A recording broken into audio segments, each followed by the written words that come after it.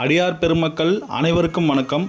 இப்போ நாம் பார்த்துக்கிட்டு இருக்க இந்த திருக்கோவில் ராணிப்பேட்டை மாவட்டம் ஈராளச்சேரி கிராமத்தில் அமைஞ்சிருக்கிற அருள்மிகு மீனாட்சி சுந்தரேஸ்வரர் திருக்கோவில் தான்.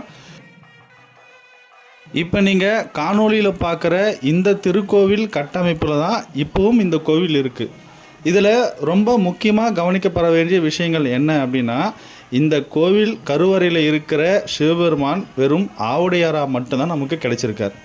அதுக்கு மேலே மூலவர் அமைஞ்சிருந்த இடத்துல இருந்து ஒரு கைப்பிடி மண் எடுத்து லிங்கம் அமைச்சு இந்த ஆவுடையார் மேலே பொருத்திருக்காங்க. ஆவுடையார் மேலே அந்த லிங்கம் அழகாக இப்போ பொருந்திருக்கு. மண்ணில் புதைந்திருந்தாலும் மக்களை காக்கிற மீனாட்சி சுந்தரேஸ்வரராக இப்போ நமக்கு இவர் காட்சி தரார்.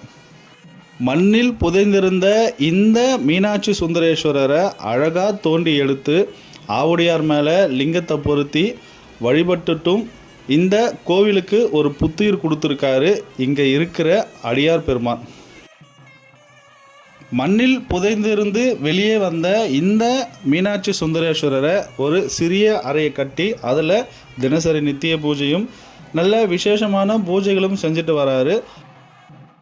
பழமையான இந்த கோவிலை திரும்பவும் புதுப்பித்து அதில் எப்பவும் போல் தினசரி பூஜைகளும் பிரம்மாண்டமான சிவபெருமானுக்கு முக்கியமான பிரதோஷ பூஜையாக இருக்கட்டும், சிவராத்திரி பூஜையும் நல்லா நடத்தி வரணும் அப்படிங்கிறது தான் இவரோட ஒரு ஆசையாகவும் இருக்குது.